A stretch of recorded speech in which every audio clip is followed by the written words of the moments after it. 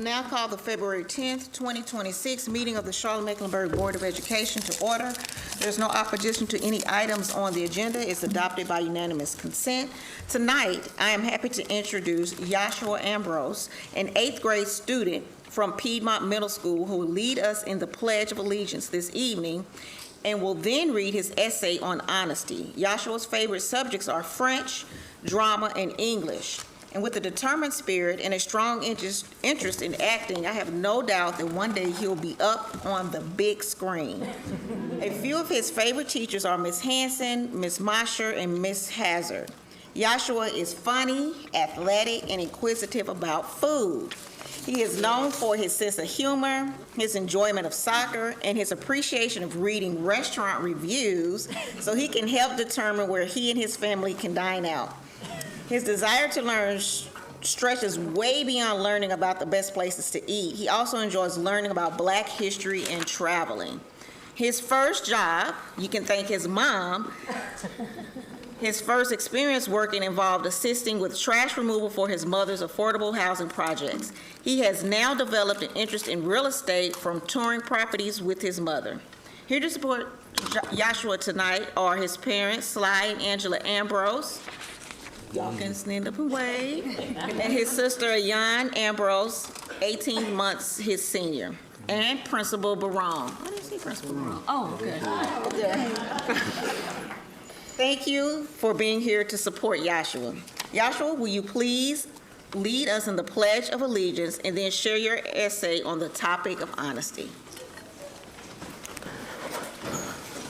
Dear Chairman Sneed and members of the board, thank you for the opportunity to lead the Pledge of Allegiance this evening. I pledge allegiance to the flag of the United States of America and to the republic for which it stands, one nation, under God, indivisible, with liberty and justice for all. And now for my essay.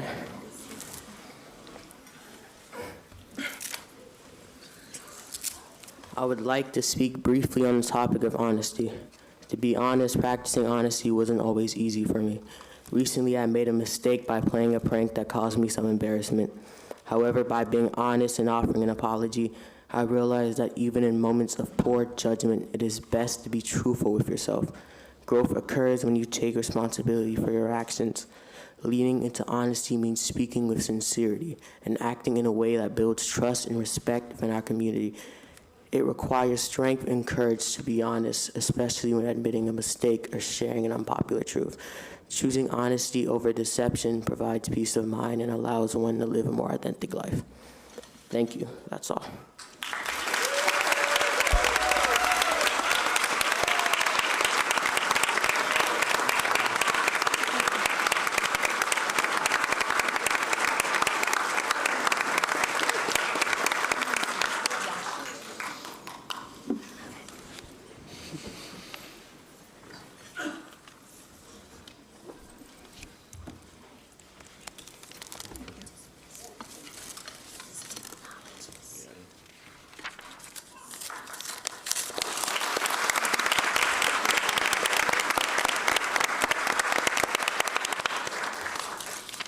I now turn to Dr. Hill for acknowledgement of our students this evening.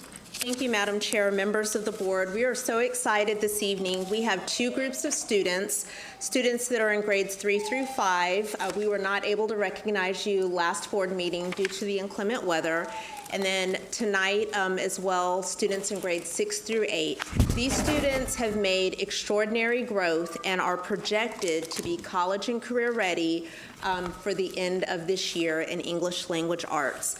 We will start with our 3rd through 5th grade students, and because we have so many students, I'd ask that everyone hold their applause until I've called all the names, and then at the very end, we'll ask all of our students to stand, as well as all of our family members and our school administrators and teachers as well. All right, students, when I call your name, stand up and stand up for a little bit so our photographer can get your picture. Okay, Benjamin Harris, Davidson K-8. Dedrick Jones, Sterling Elementary. Eleanor Stewart, Lansdowne Elementary.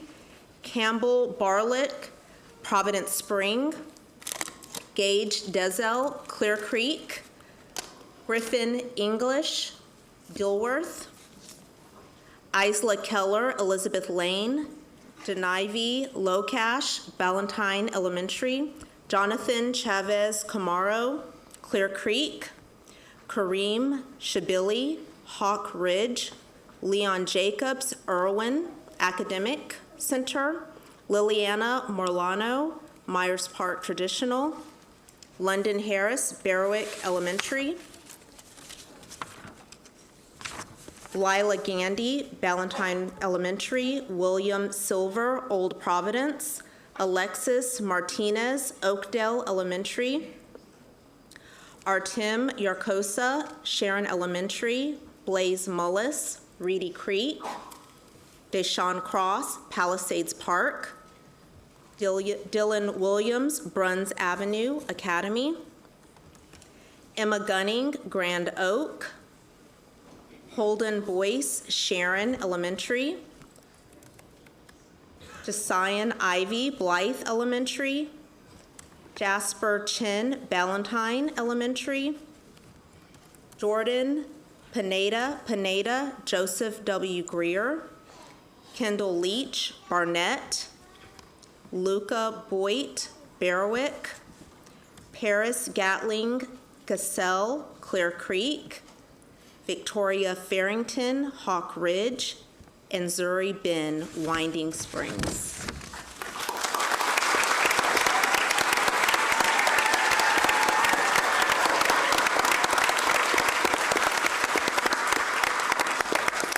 All right, now for our students in grades 6 through 8, Caden Bailey, Ray Farm STEAM Academy, Cicely Moore, South Charlotte Middle, Abigail Haley, Crestdale, Aaliyah Webb, Cochran Collegiate, Anaya Darlington, J.M. Alexander, Benedicta Ephraim, Cochran Collegiate, Chelsea Martinez Molina, Martin Luther King Jr., Christian Hernandez Parker, Renaissance West STEAM Academy, Dominique Welcome, First Ward Creative Arts Academy, Eliana Archampom, Piedmont IB, Eliza Veda, Ivan Kina, J.M. Robinson, Emma Kate Carroll, Alexander Graham, Eric Mendoza Hernandez, J.M. Alexander,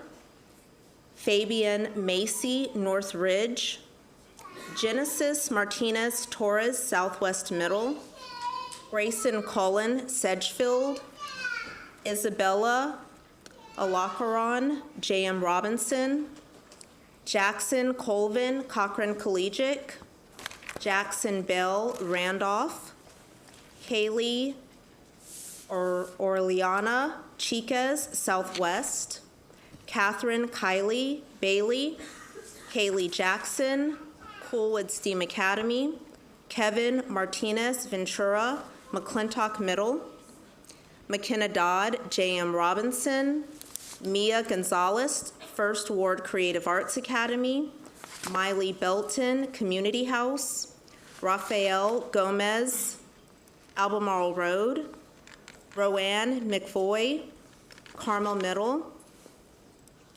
Timothy Gapanoff, J.M. Robinson, Tyler Anderson, Coolwood STEAM Academy, Valerie Santos Fuentes, Alexander Graham, Aiden Hernandez, Southwest Middle, Ashley Gutierrez, Carmel Middle, Cameron Mercer, Northridge, Cassidy Snyder, Bailey, Christopher Zavala, Kennedy, Dean Alperin, South Charlotte, Edison Campbell, Piedmont IB, Emily Hernandez Lopez, Southwest Middle, Fatima Torres Gallegos, Northeast Middle, Jamerica Smith, Ranson, Joy Tachinda, Kennedy, Shaylee Bush, First Ward Creative Arts, and Valeria Reyes, Carmel Middle.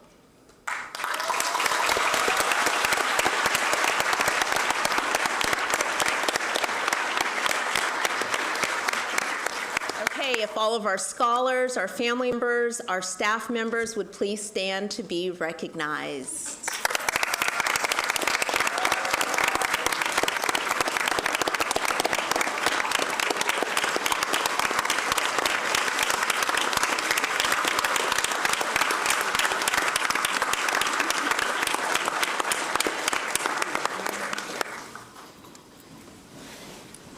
We'd like to congratulate you once again on your incredible achievement. We know that it takes a lot of hard work and support, and we also know that it takes you completing all of your homework and going to bed on time. So at this time, we will release you, so we'll see you bright and early in the morning. Thank you so much for coming out tonight.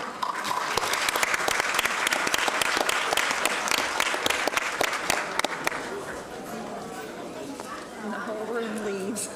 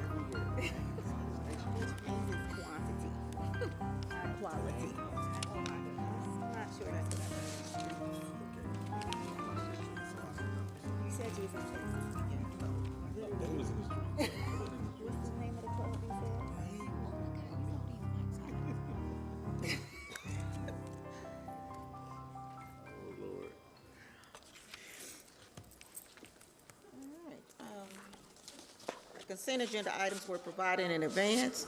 Is there a motion to approve them as presented? So moved. Second. It's been properly moved and seconded. All those in favor by show of hands. It is approved unanimously, Madam Clerk. For public engagement this evening, the rules are as follows. Only speakers who have timely signed up for public comment are eligible to speak. Speakers are not permitted to read statements or speak on behalf of someone else. Responses to questions or engagement between speakers and the board or individual board members do not take place during this comment period. Each speaker will be called to speak one at a time. Each speaker will have a maximum of 2 minutes to address the board. Each speaker may speak on any topic of their choice except individual student or personnel matters, since these matters are confidential and not appropriate for public comment. For these matters, the board encourages you to contact the appropriate department, staff member, or board office. Speakers are encouraged to share comments or criticisms, but should avoid personal attacks, accusations, threats, and insults. Speakers should also refrain from revealing student names or sharing personal addresses, emails, or any other identifying information. Profanity or other inappropriate language will not be allowed. The board reserves the right to cut off any speaker who violates these rules. As I call your name, please come to either podium and in the order that you are called. The first two speakers this evening are Bianca De Lima and Courtney Savoy.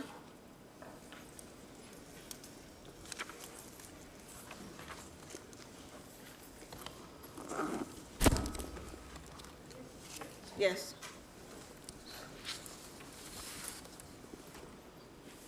Are you Courtney Savoy. Courtney? Yes. Is Bianca here?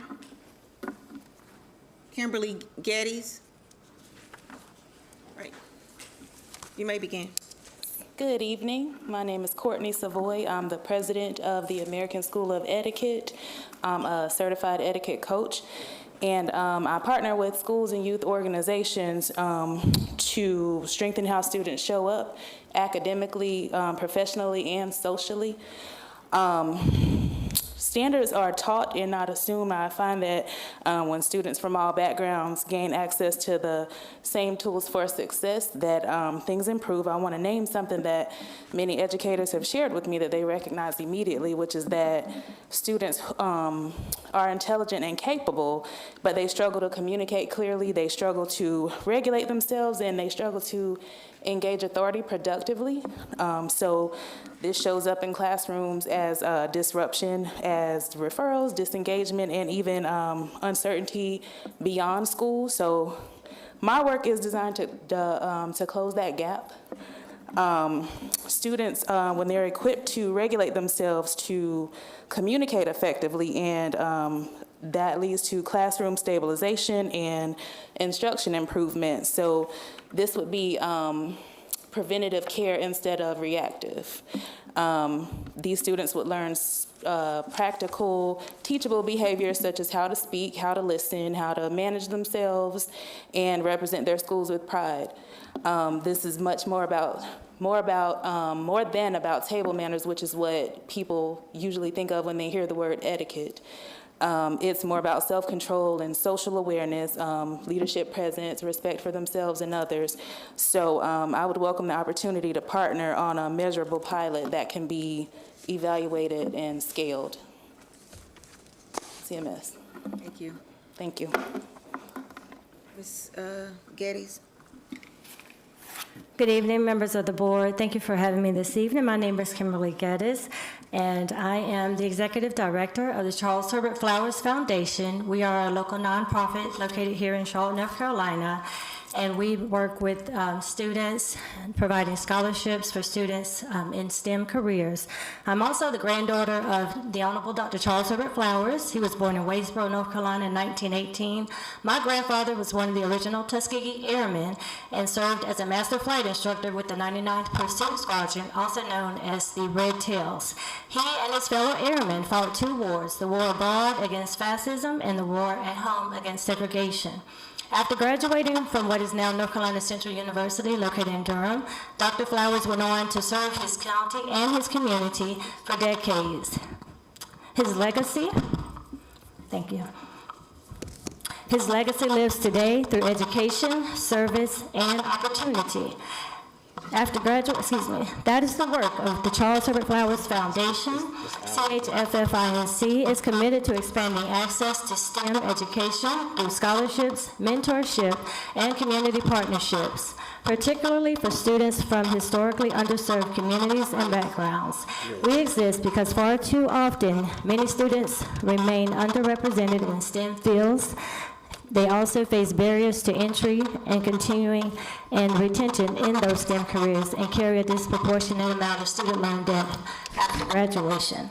Research shows that STEM careers offer significantly higher earnings potentials and long-term stability. Our mission is to ensure that opportunity is not limited to a student's zip code or their circumstances. Today, we're asking for the support of our local officials, business leaders, and community members to help us sustain our operations and expand our scholarship programs and initiatives to reach more students who are pursuing 1- and 2-year STEM careers. Okay. Thank you so much for your time. Have a great evening. Thank you. Thank you. Can you just pause for one moment? I just want to see if we can get this. Just turn it off. Somebody needs to test it. Okay, I think I got it.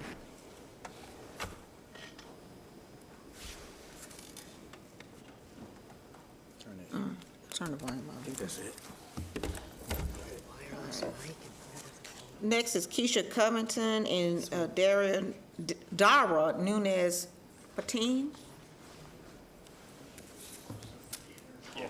No, it's here. It's here. It's here. It's right there.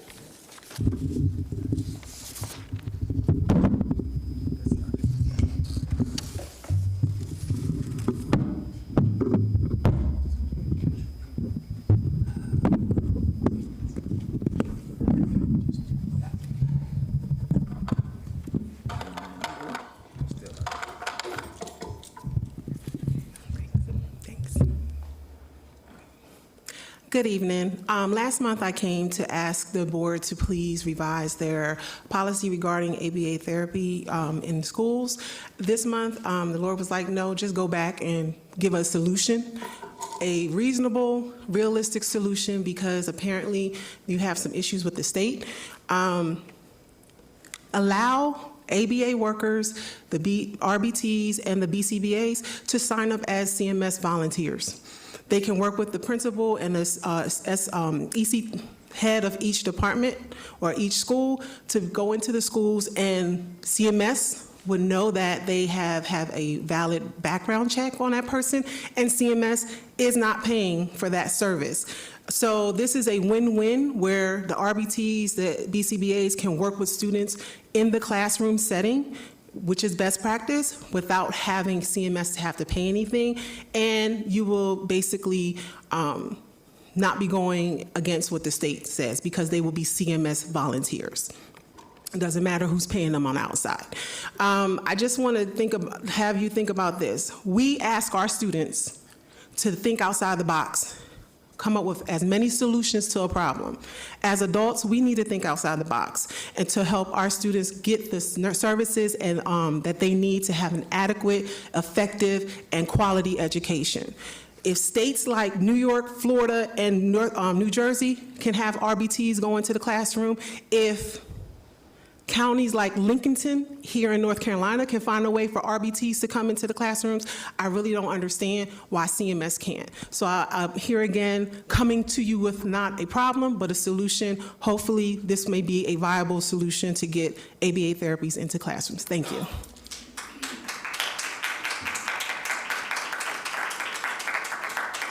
Is Dara here? Roxana DeShong-Myrie? And Talia Duniak? Or Talia?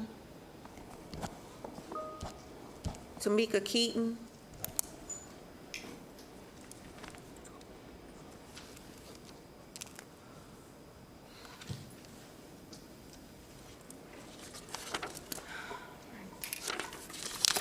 Okay.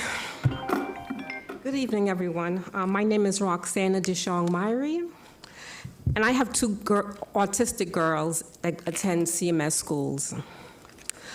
I'm here to discuss North Carolina being consistently ranking near the bottom of national education due to chronic underfunding, low teacher pay. My autistic daughter is tutored by a teacher who works in CMS, in addition to working a second job. This should not be happening to our CMS teachers. I definitely believe the motive behind this is intentional. Teachers should be valued and respected for the important impact they have on children. My concern with North Carolina standing 49th in education nationally is the Robin Hood effect in reverse. Whatever happened to the idea of allowing our children the opportunity to achieve their dreams? The state estimatedly spends $5,000 less nationally by average. Our children are worth more than an afterthought when it comes to their education. The fact that North Carolina legislator has not passed a budget does not help. I personally don't want to be at the whim of a school not allowing my children to enter because they are autistic.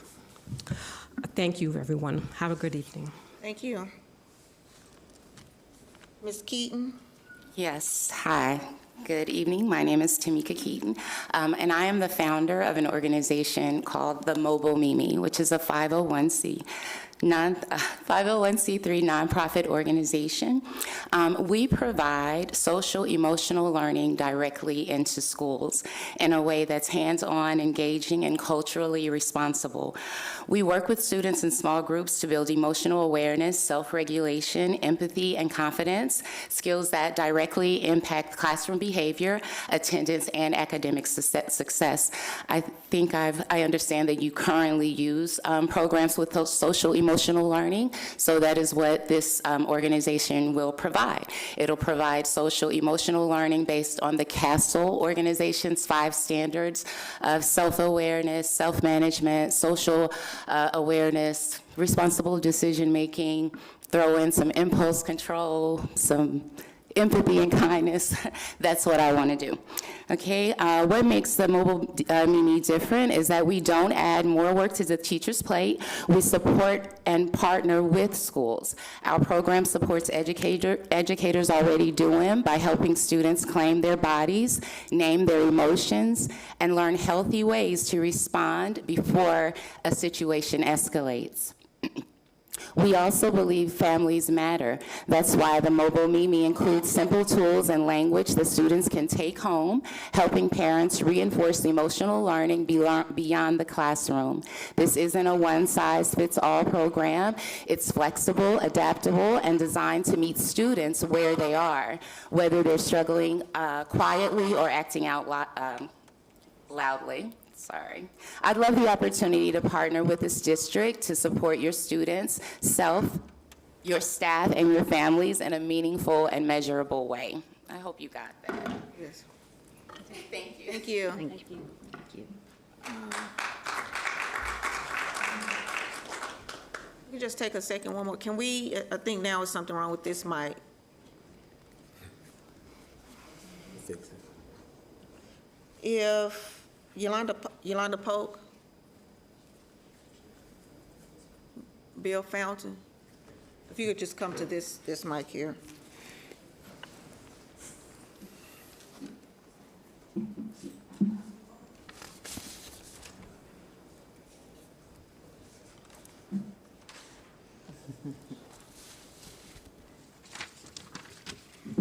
Hello, fellow citizens. I'm Bill Fountain. Patriotism is the love of the people and the place God entrusted to us. As citizens, we must care about the common good, public order, justice, and peace. But there is love is conditional. In other words, it has to be lawful authority that must serve God-given purpose, protecting life and enabling citizens to thrive. Christianity shaped the very foundation of our American laws. In the name of progress, we've stripped our classrooms of some of these anchoring principles. Modern education didn't just remove Christianity, it erased moral formation, natural law, and the very idea of objective truth. In their place, it embraced a victim/oppressor lens that keeps our students in constant angst. Our educators share part of this responsibility. When courage is needed, too many chose comfort. When truth was demanded a voice, too many fell silent. As a result, a generation was lost its moral compass. Classrooms should be places where students learn to honor life, value virtue, and seek wisdom, not ideology like DEI. Schools that partner with families to form character will equip children to build rather than destroy. So let's let our schools return to a patriotism that brings the love of God, family, and the country together. Thank you for your time. Sarah Keeverson.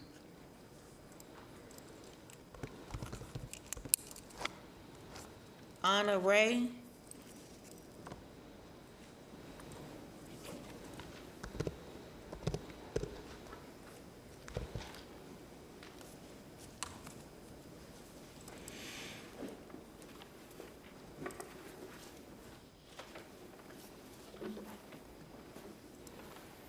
Translating, right? Marta Duran, she's the one that will do it in Spanish, so we have the 2 minutes combined. Do you want me to? Yeah, they're gonna translate. Can you? No. To go together? Well, wait a minute. You're translating for her? Yes, okay. I don't know who's in the box. Can you add time, make that 4 minutes? You don't have to, because it's 1 minute, 1 minute. Just 1 minute and 1 minute? Yeah, and then Okay. we have 2 other ones, because we are part of Okay, your got it. group. All right, all right. Thank you. Yeah, good again. Good evening. My name is Ana Ray. I am the CEO for Charlotte Bilingual Preschool.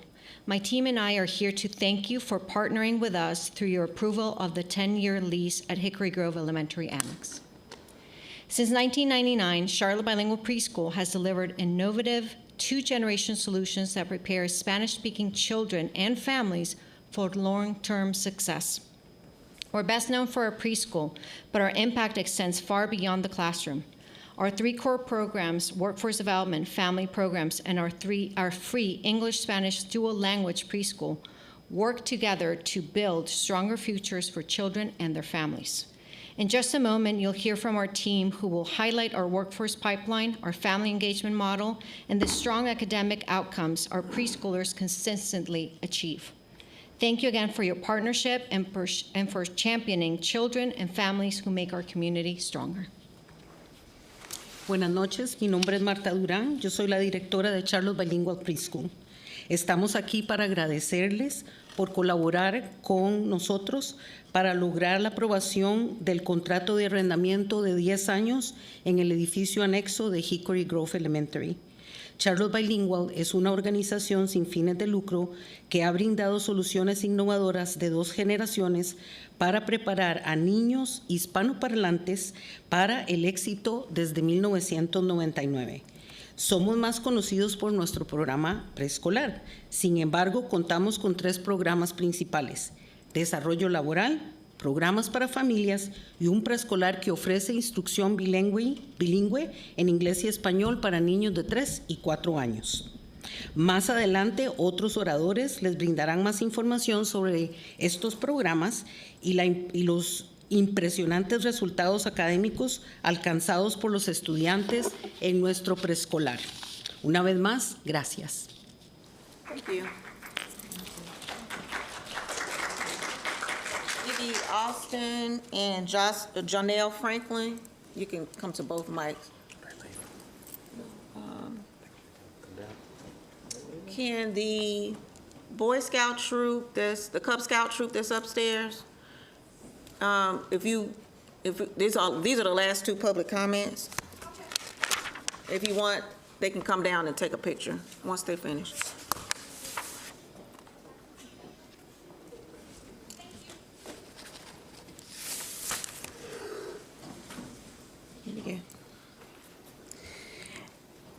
I am Iggy Austin, the Director of Family Programs for Charlotte Bilingual Preschool.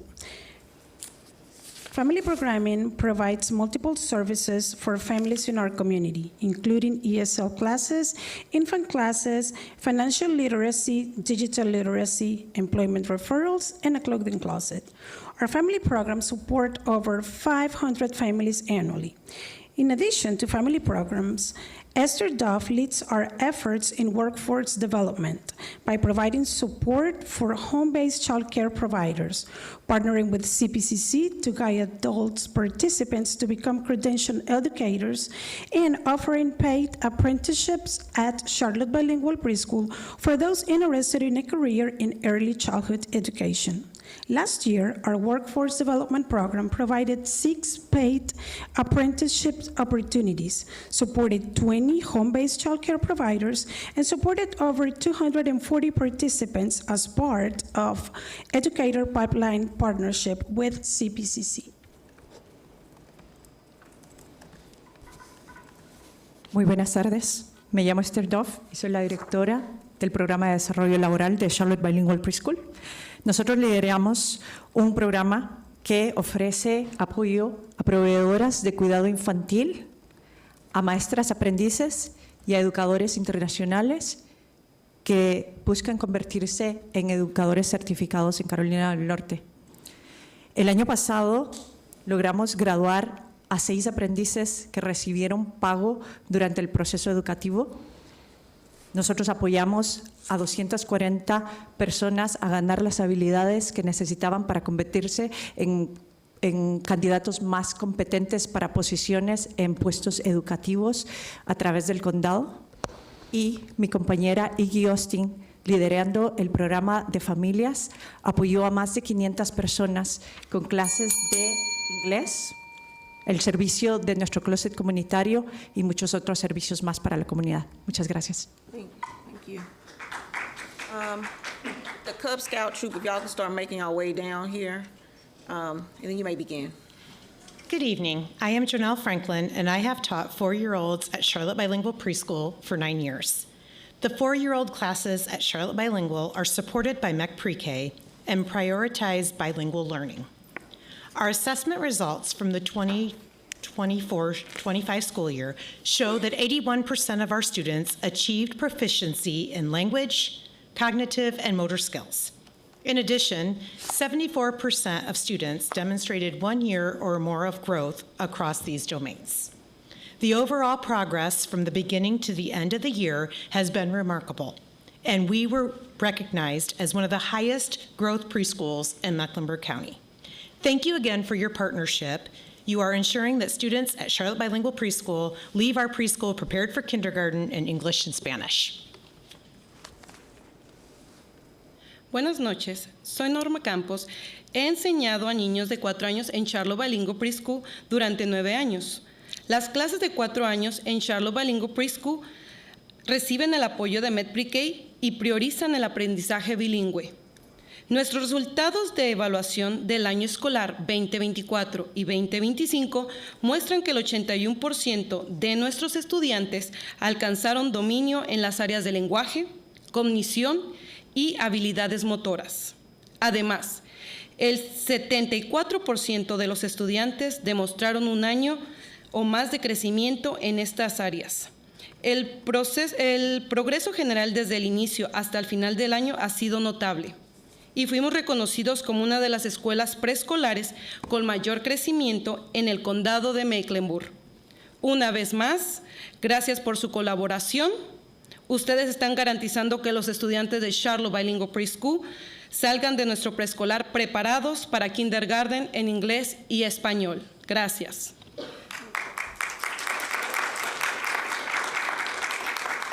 All right, we can take a 5-minute recess.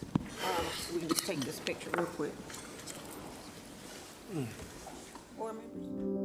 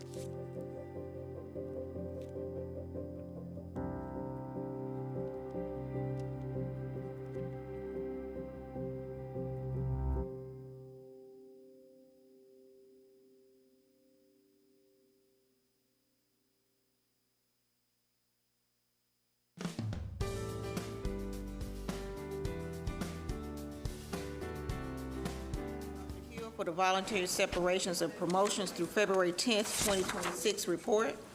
As presented. I turn to Dr. Hill for the Student Outcomes Focused Governance Goal 2 Interim Measure 2.2 report. Thank you, Madam Chair, and good evening. This monitoring report is focused on Goal 2, Interim Measure 2.2. This 5-year goal is to increase the percent of students scoring college and career ready on reading end-of-grade assessments in grades 3 through 8 from 31% in June 2023 to 50% in June 2029. Tonight, I'm reporting out on the results of our first MVPA benchmark assessment of the school year. The assessments were administered in November and December. First, I will share the overall Goal 2 performance for grades 3 through 8.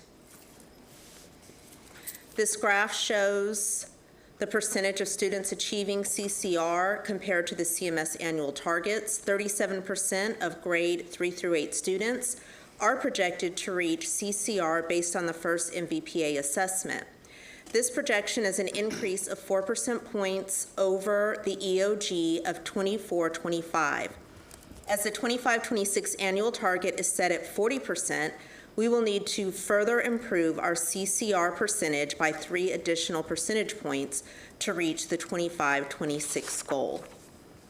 Here you see our ribbon slide where you can see year over year the same data I just shared.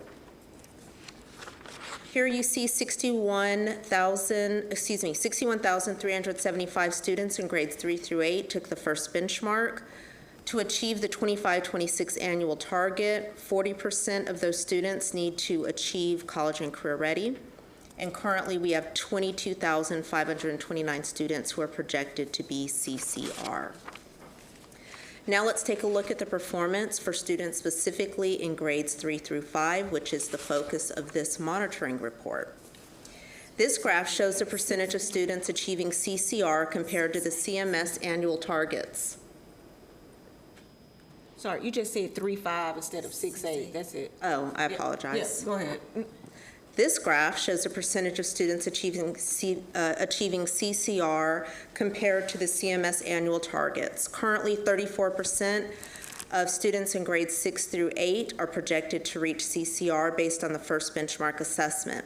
This projection is an increase of 3 percentage points over end-of-year grade assessment reading performance by students in grades 6 through 8 for the 24-25 school year. This year's annual target for grades 6 through 8 is 40%. We need to improve the percentage of students who are CCR by 6 percentage points to reach this year's target.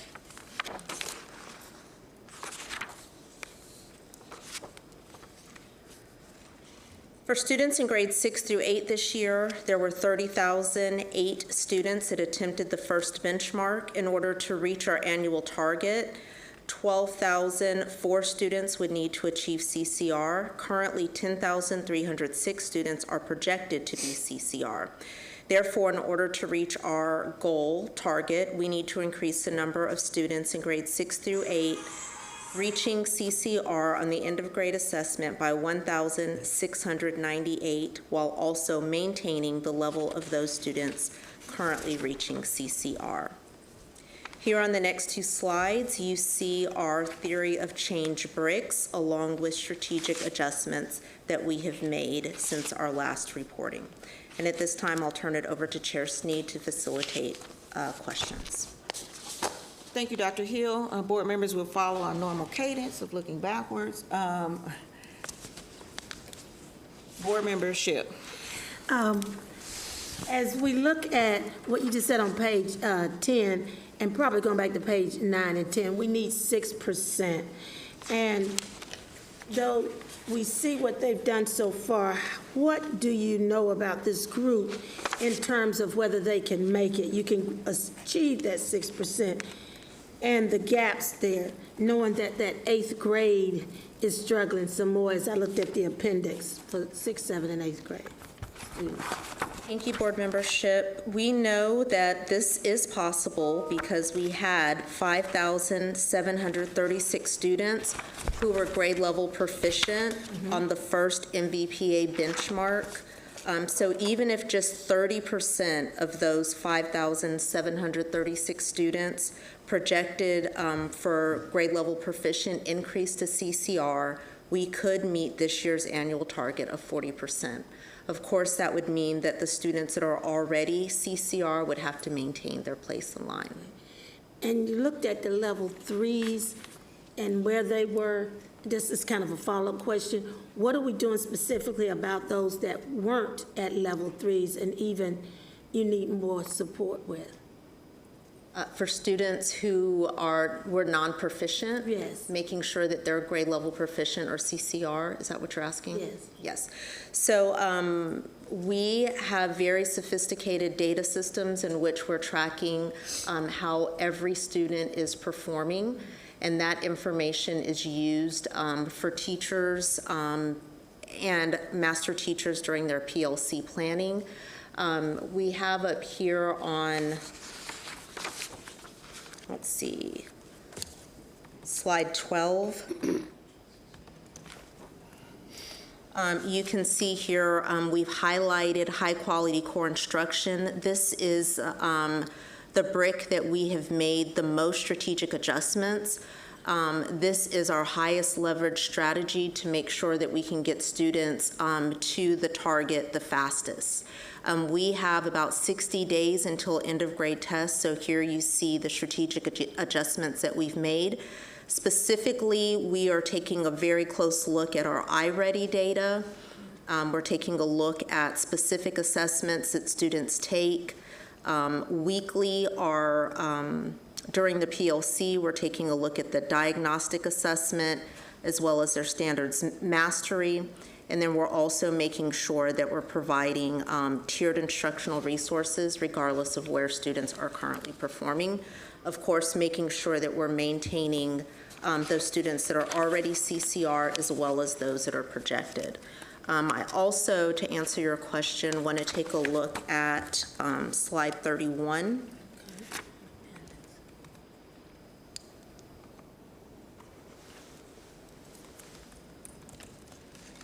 So one of the things that we are keenly focused on specifically for middle school is using this tool in terms of our planning with our PLCs, with our master teachers and our classroom teachers.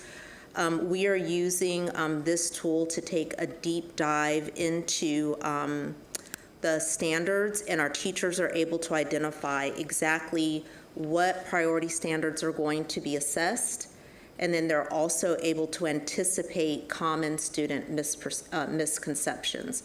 So in other words, instead of waiting to deliver the instruction and then make adjustments, the team's really working to anticipate based on previous data and previous experience, anticipating those common student misconceptions and allowing us to make sure that we are intentional in the instruction that we're designing.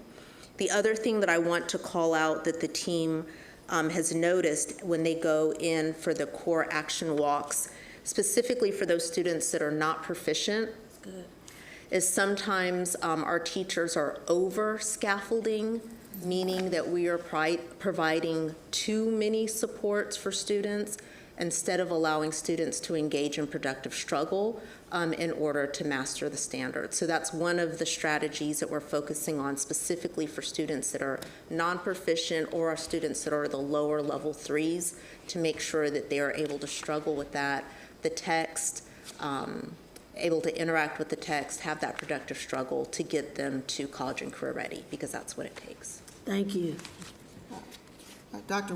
Witherspoon? Yeah, thank you. I'm always talking about acceleration. I'm looking at page 23. Just want to hone in on grade 8.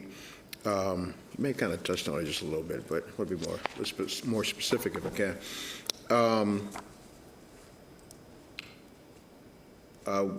Eighth graders are projected to reach 34.2% CCR. My question is, are there strategies that are for eighth graders that are any different than 6 and 7?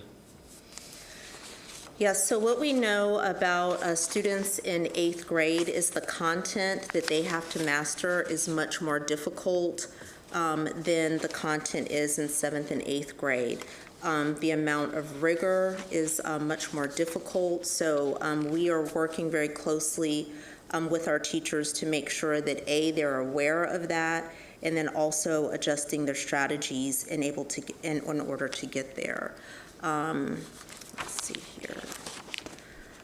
One of the things that I did want to point out specific to this data, just 1 minute, is what we do know about these students is these students obviously had a greater impact in terms of the pandemic. So they were further away from specific instructional strategies that we were providing to our students that may be in the younger grades, in grades 6 and 7. So knowing that that is the case, our teachers are being intentional in terms of making sure that they're providing the appropriate rigor for them to be able to master the content. The other thing that I wanted to point out, if we can go to slide 37.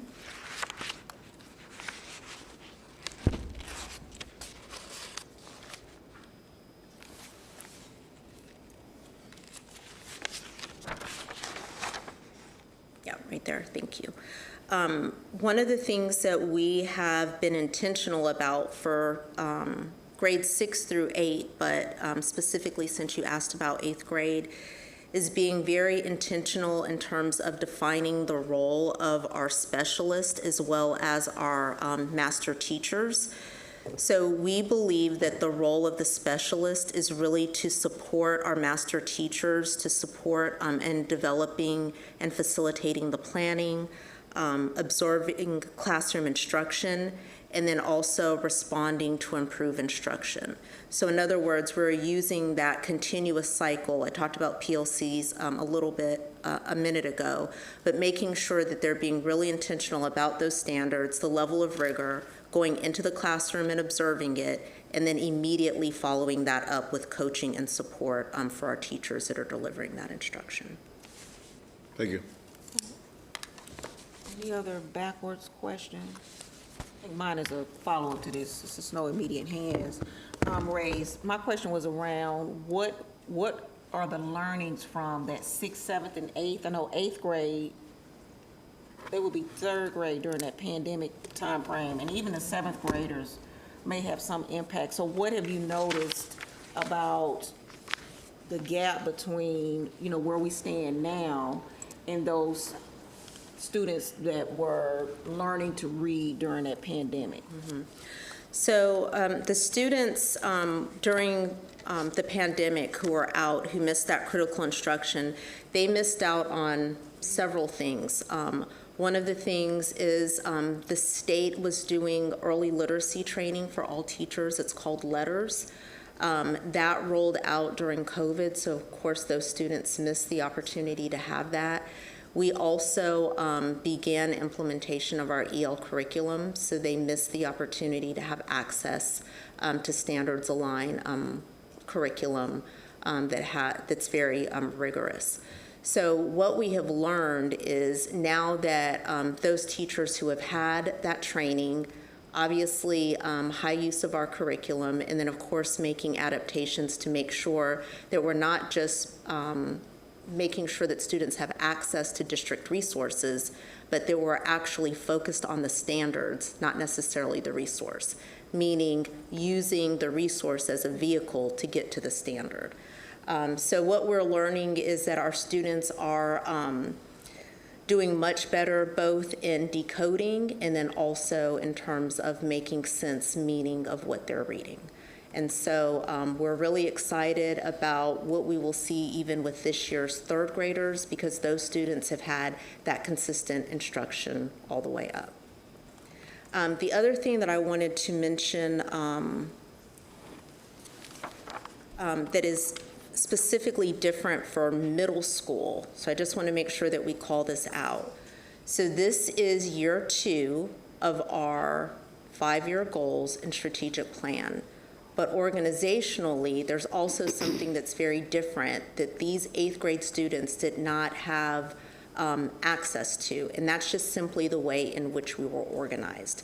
So I've talked about this before, but we were organized in terms of our principal supervisors, our learning communities, were pre-K through 12. So there was not an intensive focus on middle school, and our middle school SPAs are here. We talk about the magic in the middle. There was not intense focus on that because they were spread so thin that they were focused on kindergarten, dibbles, all the way to high school graduation and post-secondary readiness.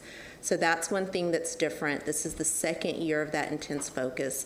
And then on the learning and teaching side of the house, in terms of specialist for curriculum, director for curriculum, we also did not have that. We had a secondary person that was focused on 612, but we did not have anyone that was keenly focused on middle school. So structurally, those are two things that have happened that obviously our 6th and 7th graders have had access to that. Our 8th graders only had it last year and this year.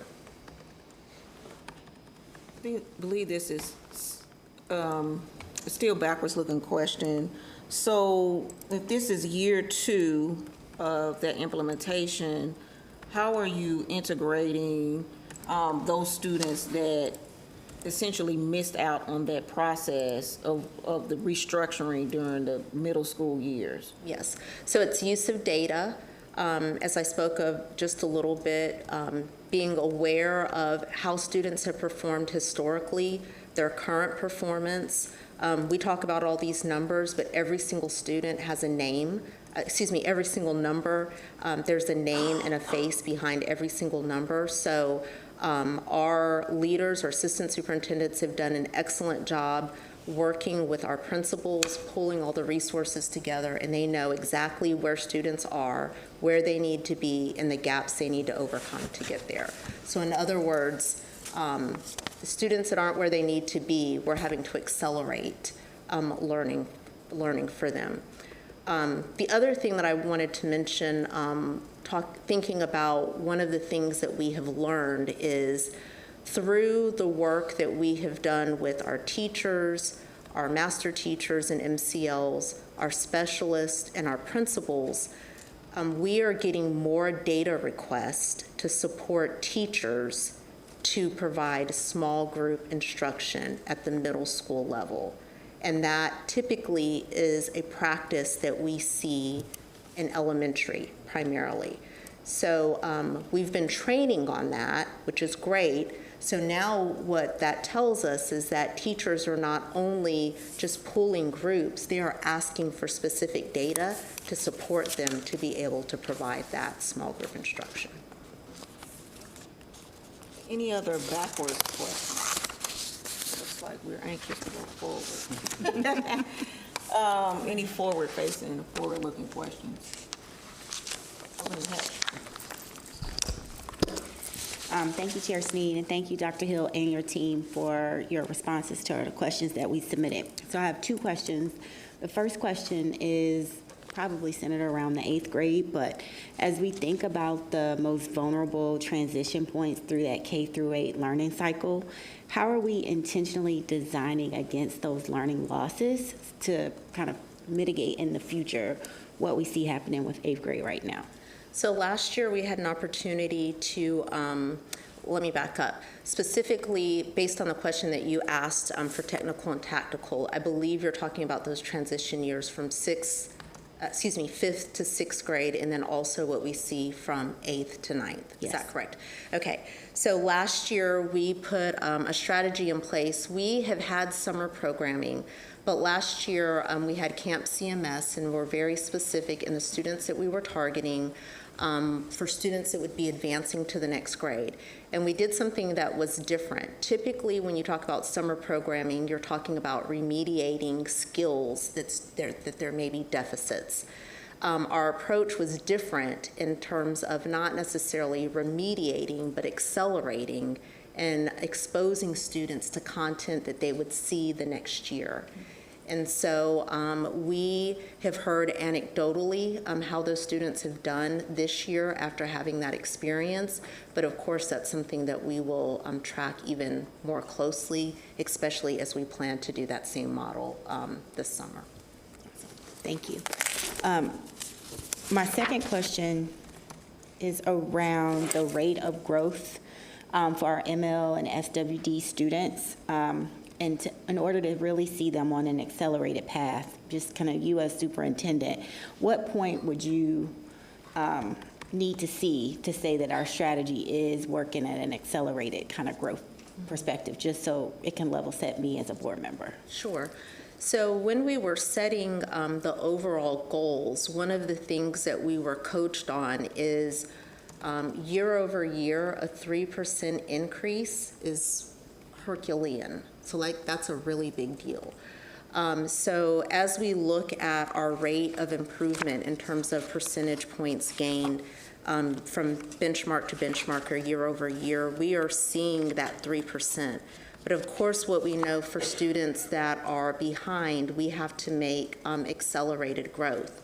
One of the things, though, that is true, that as we look at grade level proficiency, or in this case for goals, college and career ready, obviously we're looking at if students are meeting that mark.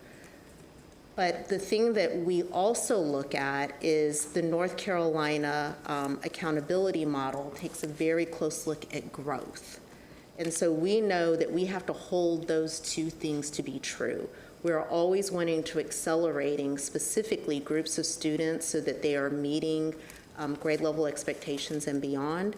And we also have to have a really close eye on growth. So what we know is that our strategies are working based on last year's data in terms of growth for every content area and groups of students and the previous year. So I would certainly say that we're not satisfied, right? We're not going to be satisfied until those opportunity gaps are eliminated. But we certainly know that we are on the right track and that our strategies are working. The other thing that I would add is that because of our population, we know that we have to aggressively serve students that are in those areas, because from a mathematical standpoint, we will never meet the goals. I mean, just raw numbers. If we don't impact those group of students, we will not meet our 2029 goals. Thank you. Board membership. I have this question, probably could have been a little bit of backwards, but also forward. When we say, under the theory of change, page 11, that there's no adjustments needed when we talk about the quality of teachers, I find myself always saying, are we there? Can we say that there's no adjustments needed in terms of what teacher experience, your core walkthroughs, and then the support they get in the classroom? Talk to me a little bit about that, why we say that, and at this time, do you still feel that is the case? Sure. So when we say that there's no adjustments needed at this time, it doesn't mean that we're not continuing the work. It just means that we don't need to make any adjustments based on our data. So specifically for this BRIC for high-quality teachers, the team has put up a graph that's in the appendix. I saw that. And so specifically what this BRIC is talking about is ensuring that we have a fill rate for all of our schools, but specifically for those schools that are high priority. So if you take a look at slide 36, you will see the blue is that priority fill rate and the red is the total fill rate. And clearly there's been some pretty significant gaps for schools that we have listed as priority. But you will see the last data point that was taken that was late January, we have narrowed that gap. So because there is no gap between our regular fill rate for all of our schools and our priority, that's the metric that we're tracking for this strategy, which means that what we're doing is working. There's no need to make any strategic adjustments at this time. So I want to kind of follow up with that, because when you say fill rate, I guess here I'm thinking about not just the fill rate, not just getting teachers in the classroom, but you also talk to me about the quality, their experience level, how well they're able to to adjust instruction, to differentiate instruction? I think that's where I'm digging a little bit. Sure. If you take a look at slide number 35, you will see another focus area for us is making sure that we are retaining high-quality teachers. Okay.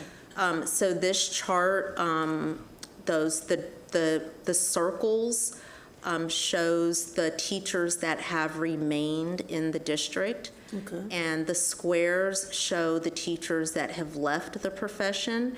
And so what you will see on this chart is the teachers, well, first of all, experience matters, obviously. Yes. So the indices are higher for our teachers that have more years of experience and actually stay with us than those that leave.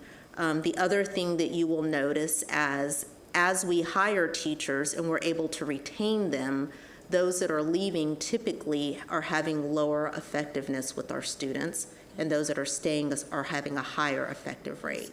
So our strategy is not just about fill rate, but that's thing one. You got to fill the, you have to attract them, then you have to retain them, then we have to train them and retain them. So all of those strategies right now are working and are yielding the results that we desire. And again, I will go back and speak to the results that we had last school year, where we had over 115 of our schools that met or exceeded growth. Of course, that is reflective of the hard work that our teachers are doing in schools every single day. So that's how we know our strategies are working. Like I said, it doesn't mean that that work has stopped. It's continued. It just means that we're not implementing anything new right now because the strategies are working. Thank you. Good. Of course. Vice Chair Rankin. Before I get to my question, I think for me, I think I asked a very similar question last week or last month. I think that the naming of that brick can be confusing at the eye because what's being measured is retention and recruitment. But when you see high quality teacher, your thought process goes to the performance of the teacher, which I think a lot of times is being measured in the high quality core instruction. So it can be confusing at times. But my question is, speaking of the brick, high quality core instruction, we know we have a certain number of students that we have to move in order to get to our particular goal, our annual target. High quality core instruction is almost like tier 1 to me. Everyone receives that. Like everyone should be receiving high quality core instruction. Can you talk through the additional strategies that are additional to the high quality core instruction that we need to move those other students to get them where they need to be? What are we going to be doing additionally than high quality core instruction? Yes, so high quality core instruction does speak to core instruction, as you mentioned in the MTSS triangle for the all, but within that we are also providing tiered instructional support and tiered instructional resources. So when we say high quality core instruction, that does not mean only the core. That it is a differentiated core, and we don't talk about it much anymore because it is a standard operating procedure. We know that we have to provide supplemental and intensive interventions for our students. Thank you for taking us there. This is slide number 28. In the appendix there, I just want to be able to call this out. So based on the assessments that we give, we have a response to benchmark tool that we use. Slide 29, I apologize. So this is just a look at one of the document guides that we use with our teachers. And so the purpose of this is to guide the data analysis and the next steps for re-engagement. That's what we call it. So what we do is we take a look at the assessment results. We are highlighting the priority standards, meaning the standards that we know students have to master in order to be college and career ready. And then we work with teachers to develop a plan that's targeted to address our students' specific immediate needs. And we do that through whole group instruction, differentiated core, and of course, small group instruction. The other thing that's offered here is summaries of the data analysis, so we're able to basically take the assessment results plus the high priority standards to make sure that we are providing strong instruction for all of our students. No, this is good, and good data too for teachers to utilize. So are you saying that, going back to when you mentioned the Tier 2 and Tier 3 support, so are you saying that the Tier 2 and Tier 3 support are a part of the strategy here in the high quality core instruction? That's a part of it? Yes, it is an expectation that in every single classroom, students are receiving on-grade level instruction as well as supplemental and intensive support on top of core instruction. So when we say that, that's exactly what we mean. Okay. Thank you for that clarification. So I have two questions, and I think this is probably in response to, you probably answered it in response to Vice Chair Rankin's question. What strategies are you using to, and I know you talked about MTSS, like to, because what I'm viewing is the gaps, socioeconomic gaps, racial gaps like that, that we're moving the needle. But what are the strategies that are specifically going to like double the acceleration? So we know that we have to bring those up that are within the grade level to CCR, which is what our goal is, but there are groups of students that acceleration has to be times 10 or times 5, and I'm not using those as specific numbers. Are there specific strategies for that population of students? Yes, so we are keenly aware of that. One thing that I have said to our board often is it's possible for us to meet these goals and to increase the number of schools that are low performing, increase the number of schools that are Ds and Fs. So we know that we have to go after the board's goals, which are college and career ready, and we're also held accountable for a long list of all of the other things. So the strategies that we are using isn't germane just to getting students college and career ready, but the strategy is really knowing exactly who the students are, what their gaps are, and then tailoring instruction to meet the needs of every individual student, regardless of where they are. And of course, what we notice as we do our data analysis is there's pockets of students. So that's where the small group instruction comes in. But it really is about, like I said, knowing the content, knowing those high leverage strategies, and then knowing what those students need to be able to do.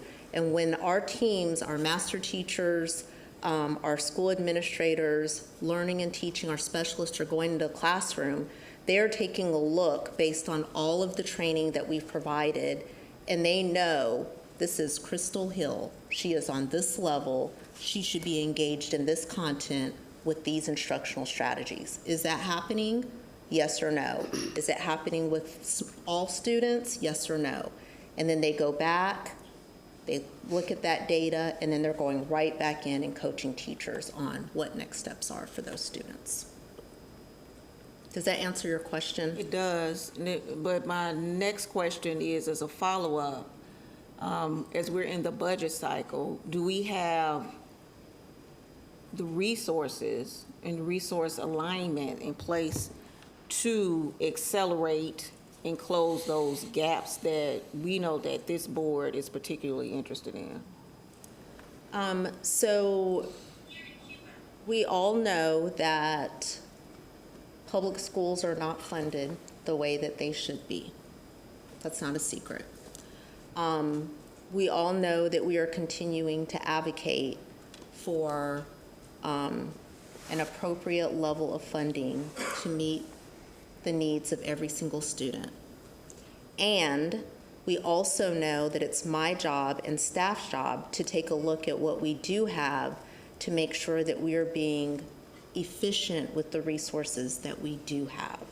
And so one of the places that we've taken a really close look at is duplicative services that we may be providing for our schools duplicative resources that we may be providing for our school. So a great example would be our Learning and Teaching Division is a department, and then our School Performance Office is a department. Within Learning and Teaching, we have lots of different departments: reading, social studies, science, and we have specialists in all of those pockets throughout the district. All of them do amazing work and provide support to teachers at schools. But what happens is, if I am a beginning teacher that has a high ML population and I'm teaching reading, I might have 3 different specialists coming out to work with me and my PLC. And what we know is that that's just not effective. So we're not only taking a look at resources, meaning do we have more, we're really taking a look at resources, what we have, are we using those to the best of our ability? So we're doing some realignment, so we will be in alignment when we go out to provide that service delivery model to the schools. And that came about through lots of discussions, specifically with the end users, who are the principals, that are required, they're the change agents, the ones that are making it happen in the schools every single day. And what they've said to us is, the exact words were, we love the support. It's like spaghetti, but it's messy spaghetti that's falling all over the floor. I like to keep my spaghetti on the plate. And so we're working to help our principals keep all the support that we have on the plate, so it's in alignment to make sure that we're getting the gains that we need to get. Any other forward-facing questions? I have one more to you. Yeah, well, this is my last one. As we are looking forward, reading is not taught in high school, 9 to 12. I'm making a bridge. I think Dr. Hatch was alluding to this. What are the strategies for those that, for whatever reason, they move on? You may have already answered this somewhat. They move on to the 9th grade or 10th grade that they have not mastered the 6 through 8 ELA. Well, students in our high school are required to have 4 English credits to graduate. At a minimum, English 1, 2, 3, and 4, and of course, some students take different courses. The strategy that, well, let me back up. The curriculum that we use, the Springboard curriculum, is very rich in text. And so one of the things that we have had to support high school teachers with is how do you support students who may not have mastered reading skills up to this point? And so that is definitely, that is a work in progress. There's an awareness. Our principals are keenly aware, because I talked about, state accountability. English 2 is an assessed grade, so we have to make sure that students are not only reading, but reading on grade level, and there's also a written component for the English 2 assessment. So we don't have specific strategies yet that I can speak about at this dais, but I do know that that is a focus area for learning and teaching. And as we start bringing the learning and teaching side of the house as well as performance area, I believe that it'll allow us to identify those areas and address those areas faster. Any other questions? All right. Thank you, board members, and Dr. Hill for a robust conversation. I now turn to Dr. Hill for a superintendent report. Thank you, Madam Chair. I want to begin this evening with the word of thanks for our family, students, staff, and community in regard to our recent inclement weather events that required adjustments to our school schedule. With winter storms hitting our area on 2 consecutive weekends, we had to remain flexible as we worked to ensure staff and student safety as well as continued student learning. I'd like to thank everyone for their patience and cooperation as we navigated these inclement weather events. I know the disruptions created lots of challenges for our staff, our families, and of course our students. I really appreciate our educators and staff's flexibility who kept our students at the center of the work. And I'd also like to say a very special thank you to our operations division. They were out the very next day after each storm, making sure that they were addressing facility needs to get staff and students back in as quickly as possible. Just as a reminder, tomorrow was originally scheduled as an early release day, but has been converted to a full instructional day, and boy, are we looking forward to spring. Next, I have a very special announcement. Attendance remains at the foundation of student success, and regular in-person instruction continues to be essential to academic growth. At the same time, short-term absences due to illness, weather, and other unforeseen circumstances do occur. In response, we have expanded our attendance efforts to Everyday Counts, Engagement Matters, ensuring students remain connected to learning even when they are temporarily unavailable to attend school, no matter the reason. Families can now access grade-level specific Stay Connected, Stay Engaged instructional resources on the CMS website. These materials provide short-term learning support during absences and serve as a bridge, not a replacement, for high-quality instruction delivered by our educators. We will also share this information through Parent Square. Our teachers and support staff, including our social workers, remain committed to partnering with families when students are absent. We are also working very closely with community partners to remove barriers that impact attendance and engagement when students are out. We have 77 days left in the traditional calendar and 64 days for our early and middle college students. Our goal is to maintain strong attendance expectations while ensuring students stay connected to learning and are prepared to return to the classroom successfully. Now, on for our academics pillar. Congratulations to Northwest School of the Arts junior, Nyla Martin, who received the golden ticket to Hollywood performing Aretha Franklin last night on American Idol. You can go to YouTube to view the video. It is absolutely outstanding, and Nyla will also be featured on our CMS social channels. For People Excellence, we celebrated National School Counseling Week last week and named the Charlotte-Mecklenburg Schools Counselor of the Year. Congratulations to Zahil Carballo from Croft Community School, who is our Elementary School Counselor of the Year, Sonia Glover from Wilson STEAM Academy, Middle School Counselor of the Year, and Tracy Marsh from POB, our High School Counselor of the Year. We are very grateful for these outstanding educators and appreciate the critical role they play in our students' education, everything from helping them achieve school success to career planning.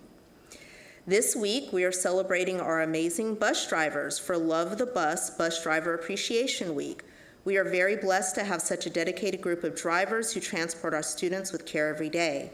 They are often the first friendly face students see in the morning and the last ones they see at the end of the day. Thank you, CMS bus drivers. We appreciate you not just this week, but every week. As a reminder, you still have a few more days to share your thoughts about the 2027-28 academic calendar. The survey is available on our district website and will close this Friday, February 13th.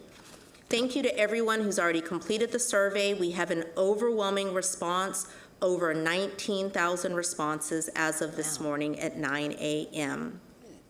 We will celebrate the class of 2026 at our mid-year graduation ceremonies on February 12th at Bojangles Coliseum. More than 1,300 students will graduate. The ceremonies will be held at 4 and 7:30 p.m. Congratulations to our graduates. We cannot wait to shake your hands. And attention, parents of rising kindergarten students. This month, our district will host a series of enrollment events just for you. The events will assist families with the enrollment process, answer questions, and ensure that students are prepared and ready for a strong start in August. You can find a list of the enrollment events on our district website at www.cmsk12.org and also on our district social media channels. We look forward to welcoming the class of 2039. Madam Chair, this concludes my report. Thank you, Dr. Hill. I now turn to board members and student advisor for any reports. Dr. Witherspoon. Thank you. I'd just like to take a moment to acknowledge Black History Month and to honor all of the women and men who are trailblazers, and we honor their legacy.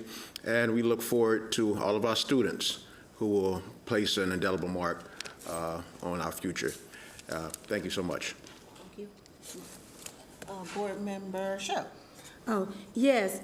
I also want to do a Black History moment, and I may have shared before, but I think it's so important. I attended University Park Elementary School, and at that time it was an all-black school. And my principal was Elizabeth Smoker Randolph, the first Black principal opened in University Park Elementary School. Ms. Randolph was a pioneer for her work in the district. She was a leader in school desegregation in Charlotte-Mecklenburg in the 1970s. She was Associate Superintendent for Curriculum. She was Vice President of the North Carolina Association of Educators, President of the Association for Supervision and Curriculum Development, ASCD. She was named WBTV's Woman of the Year in 1979. After her retirement, she chaired the Board of Trustees of North Carolina A&T State University, served as trustee of her alma mater, Shaw University. She held many other community and church positions. The Charlotte-Mecklenburg School's administrative headquarters, we say Education Center, is named the Elizabeth Smoker Randolph Building in her memory. A community room at Allegra Westbrook Regional Library is named in her honor, too. This is my Black History moment, and the school still exists. I walked to school because it was only 1.5 miles at the time, and I am so proud of those shoulders I stand on, so many who have made it possible for me. And I think my time is going to be up, so I can't go on, and maybe at the next board meeting I'll talk about more Black History moments. Thank you. Thank you. Board Member London. Thank you, Chair Sneed, and good evening.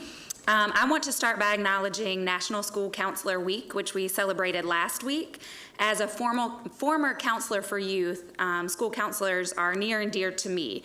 So our school counselors truly are the heart of our schools, supporting students academically, socially, and emotionally, while also helping families navigate challenges and plan for what's next. Their impact is often behind the scenes, but it is deeply felt every single day. I'm incredibly grateful for our counselors across the district, and especially in District 6, for the care, consistency, and guidance that you all provide to our students. And again, congratulations to the 2026 CMS School Counselors of the Year. I also want to recognize an important milestone that's happening this Thursday with mid-year graduation, which Dr. Hill already spoke about. But for our students, this moment really represents persistence, resilience, and a clear step forward into their next chapter. I want to also take a moment to celebrate some wonderful news that I think I saw yesterday. Magnet Schools of America released its 2026 Merit Award winners, and I'm really proud to share that 2 of the schools are in District 6. So congratulations to SAIL, or South Academy of International Languages, and Ray Farm STEAM Academy on this well-deserved honor. And this recognition reflects the passion and dedication of our educators, school leaders, students, and families, and the powerful learning environments that they're building every single day. And I think moments like this remind us why celebrating students, educators, and excellence across our district matters so much. Thank you. Dr. Hatch. Thank you, Madam Chair. I want to begin as well thanking our families across the district for their patience and partnerships as we navigated historic winter storms together over the past few weeks. As a parent myself, I know that decisions like remote days, school closings, and early release days become full days don't just affect calendars, but they affect childcare, work schedules, transportation, and the daily rhythm of family life. These moments are powerful reminders of how deeply schools are woven into the interworkings of our families and our community, not just academically, but logistically, emotionally, and economically. I'm grateful for the grace that families extended as we work through those decisions together. Today is also Safer Internet Day, an international education and awareness effort celebrated in over 100 counties and led in the U.S. by Connect Safely. As a parent, the recent storms were a reminder that when learning shifts online, even temporarily, families are suddenly navigating not just schedules, but screen time, digital safety, and online behavior. That makes digital citizenships, media literacy, and safe technology use a shared responsibility between schools, families, and community partners. Supporting students in the digital world is not separate from student outcomes. It's a part of how we support the whole child. I also want to reflect briefly on the last few weeks of board work. At our recent board retreat, we stepped back to focus on how we govern, how we stay aligned, and how we hold ourselves accountable for outcomes, and how our decisions land with students and families. And that time mattered. I am thankful to the board for approving the ad hoc family and engagement committee. That action affirms that engagement is not a separate program or a department. It is a shared responsibility directly tied to student success. I'll close with a brief reflection that's been sitting with me lately. School is the place where the day begins, where routines are rebuilt after disruption, and where children find steadiness when the world feels uncertain. When schools pause, families feel it. When schools continue, families are held, and that is why this work matters. Because children cannot wait for adults to get comfortable, they need us to get courageous. And I'm grateful to be doing this work alongside you for the students and families in Charlotte-Mecklenburg schools. Board Member Stone? Thank you, thank you, thank you. Glad to see the sun today. I know everybody else was too. But you know, something came to me during this weather event. We're huge. Geographically, this is a huge district, 500 square miles. And that presents a lot of challenges when we get bad weather, which doesn't really happen that often anymore when you think about it. But the sheer size of who we are as a district is exactly what allows us to have the type of programming that we offer our students. You can't go anywhere else around here to get it. So I'm okay with a few snow days at home. I'm okay with that. Also, I would like to shout out to Dr. Hill and her staff about how quickly they responded and put together a process that came up with a solution in like 48 hours. It was amazing. Fed me. Also, I want to give a thanks to Beth Thompson and her team. They spent some time with me last Friday. Probably they may regret that, but it was an opportunity to really get underneath some data that I was very curious about, and they were so clear, and it's there. And interestingly enough, Saturday, when I was out supporting our teachers with the, well, I don't want to call it a protest, but the demonstration that was held on Saturday supporting efforts to secure teacher pay and increase our appreciation for our teachers, that one of them actually walked up to me, and I know this person, right? And she said, you know, that data is really something. I can drill down to exactly what a kid needs and make sure that what I'm lining up for that kid works that day. That's huge. That is really huge. So, other things I wanted to say, and I thank you guys for pulling that together and enabling the teachers to use it so effectively. Can I finish? Just let me finish. Okay. All right, just let me go. All right, okay. All right, Black History Month celebration, yes. National AP School Honor Roll, congratulations to all District 5 high schools for making it. Alliance for Young Artists. And, I'm sorry, there was so much to celebrate. And we all need to make sure we do that. So thank you, and don't forget to vote. Okay, I'll stop. I don't know if I can top that. So I just want to start out by saying it's not just because I'm some kind of education nerd or whatever, but I really enjoy being on school board every day that I get to talk to constituents, go out into the community, and be able to represent sort of officially. It makes me feel great.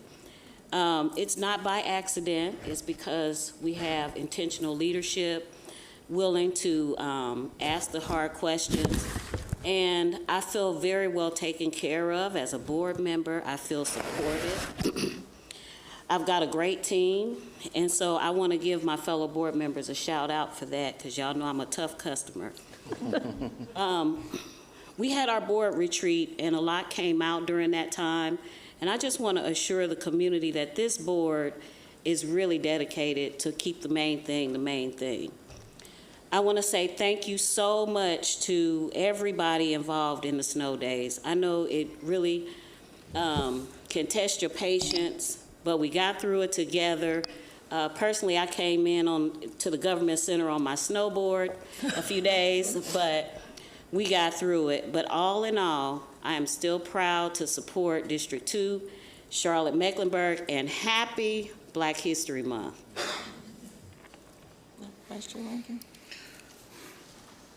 As we recognize Black History Month, I want to pause and acknowledge my ability to serve on this board. It's not by chance, it's by legacy. Without the courage and leadership of the first Black school board members elected to the CMS School Board, Philip O'Berry in 1972 and Sarah Stevenson in 1980. Many of us would not have the opportunity to sit at this day as today. Black History Month reminds us that progress is built on sacrifice, vision, and perseverance, as they all did. It calls us to honor those who opened the doors and challenge us to continue the work they began, ensuring equity, access, and opportunity for every child. I am deeply proud to recognize Black History Month and grateful for the shoulders we stand on as we work to shape a more just and inclusive future. I just want to do a quick roll call for those individuals who we stand on and just say thank you to all the service they've done for us and allow us to be here.